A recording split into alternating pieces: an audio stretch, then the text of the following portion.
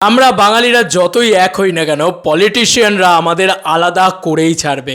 What are statement about দেবদা বলল about RG Kar সম্পর্কে, আরজিকরের এই দুর্ঘটনা সম্পর্কে, নির্যাতিতার এই মৃত্যু সম্পর্কে, নির্যাতিতার এই নির্যাতন সম্পর্কে এবং তার শাস্তি চেয়ে দেবদা এক্স্যাক্টলি বললটা কি।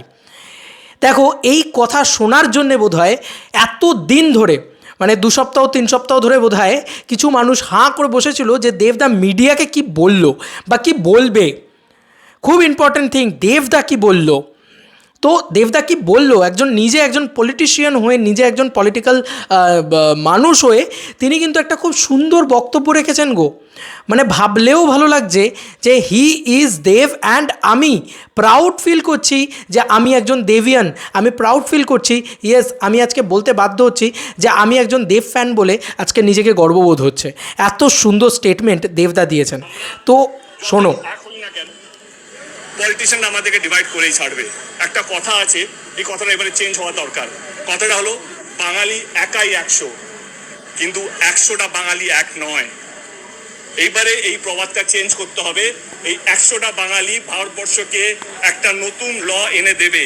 এই 10 কোটি মানুষ বাংলায় যারা বাস করেন, যে আগুনটা শুরু হয়েছে সেটা জ্বালামুখীর মাধ্যমে এই লটা নিয়ে আসবে যে রেপিস্ট মানেই ক্যাপিটাল পানিশমেন্ট।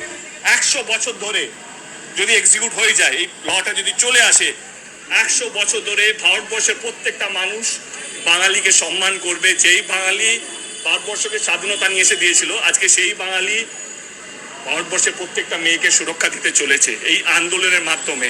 তো এই আন্দোলনের একটাই লক্ষ্য হওয়া উচিত, এবং আমার মনে প্রত্যেকটা মানুষ তাই চায় যে যারা এই রেপের সঙ্গে যুক্ত আছে তাদের ফাঁসি হওয়া উচিত, এবং যারা রেপ করছে ভারতবর্ষে জুড়ে তাদেরকেও ফাঁসি হওয়া উচিত। এবং এইটার মধ্যে কোনো দলের বিমত থাকা উচিত নয়। এইখানে কি সিপিএম, কি টিএমসি, কি বিজেপি বা কি কংগ্রেস বা যে যাই দল হোক না কেন, আমার মনে হয় এই একটা বিল যেখানে কোনো প্রতিবাদ হবে না, আমার মনে হয় পার্লামেন্টে এই একটা বিল যেখানে প্রত্যেকটা পার্লামেন্টারিয়ান বা প্রত্যেকটা পার্টি চেষ্টা করবে যে এই বিলটা যেন তাড়াতাড়ি কাজে আসে, বা এই ক্যাপিটাল পানিশমেন্ট যে বিলটা তাড়াতাড়ি যেন এক্সিকিউট হয়। এবং যা রেপিস্ট, আজকে ভাবুন তো, হরিয়ানা ইলেকশন হচ্ছে, রাম রহিমকে পে অর্ডারে ছেড়ে দেওয়া হয়েছে। মানে এইটা যদি প্রেসিডেন্ট হয়ে থাকে, যারা রেপিস্ট তারা তো ভয় পাবে না, এবং সেই জন্য প্রত্যেক দিন সংখ্যাটা বেড়ে যাচ্ছে। মানুষকে ভয় পেতে হবে, মানুষকে সত্যি মেয়েদেরকে ভয় পেতে হবে, তাদের ইচ্ছা বিরুদ্ধে কিছু করা যাবে না। তো সেইটার জন্য capital punishment is the only way out. আমরা যতই এক হই না কেন, একটা কথা বললো তো, এটা দেবদা একটা কথা বললো। এবার এই কথাটা দেবদা 2 বছর আগে বলেছিল, মিলিয়ে দিচ্ছি। এতদিন ট্রোল করেছিলি তো, মিলিয়ে দিচ্ছি, তোদের বাবা সব মিলিয়ে দিচ্ছে, আমার কাছে সব প্রুফ আছে। অ্যাকিউরেটলি সেম কথা দেবদা একদম কয়েকদিন আগে এক কথা বলেছিল। শোনো, আমাদের সবচেয়ে বেশি ইম্পর্টেন্ট হচ্ছে এই রেপটাকে বন্ধ করা। তার জন্য capital punishment is the only solution. একটা एग्जांपल অফ ক্যাপিটাল পানিশমেন্ট পুরো দেশকে শুধরে যাবে। মানে সেইখানে কোনো, আমার মনে হয় না এইখানের মধ্যে কোনো দ্বিমত থাকা উচিত কোনো পলিটিক্যাল পার্টির মধ্যে, কারণ আমরা সত্যি যেইভাবে এগোচ্ছি, সত্যি এটা দুঃখজনক একটা ব্যাপার। মানে আমার সোশ্যাল মিডিয়ায় একটা ছোট জিনিস দেখেছিলাম, একটা কোয়েশ্চেন জিজ্ঞেস করা ছিল উইমেন্স ডেতে একটা পেজ থেকে, যে যদি এই একদিনের জন্য পৃথিবীতে কোনো ছেলে না থাকতো, তুমি কি করতে মেয়ে হয়? প্রত্যেকটা মেয়ে ইউনানিমাসলি বসলে যে আমি রাস্তায় যে কোনো সময় বেরোতাম, যা ইচ্ছে তাই পরে, বাট অ্যাটলিস্ট শুধু আমি রাস্তায় বেরোতাম যে কোনো সময়, যেটা ওরা করতে পারে আমরা পারি না। প্রত্যেকটা মেয়ে, এটা কেন হবে? যাই হোক, আমি এই পুরো ভিডিওটা না দেখিয়ে রুক্মিণীদির বক্তব্যটাকে মাঝখানে কেটে, সরি ফর দ্যাট দিদি, তুমি যদি এই ভিডিওটা দেখো আমাকে ক্ষমা করো, বাট আমি এই মাঝখানে ভিডিওটা কেটে আমি দেবদার কথাটা মেলাতে পারলাম।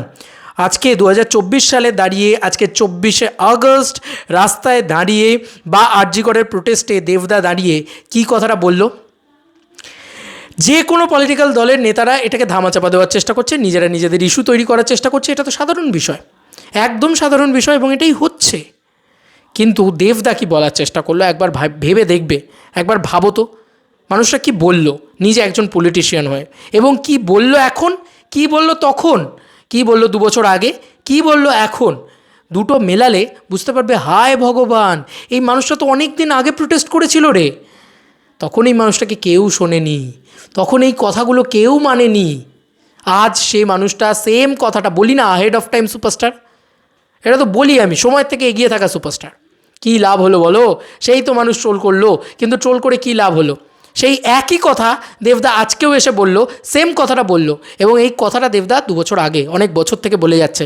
ওরে আকাট মূর্খ যারা বলছিস দেবদা কেন পাশে এসে দাঁড়ালো না, তাদেরকে বলে রেখে এই কথা দেবদা অনেক বছর ধরে বলে যাচ্ছে।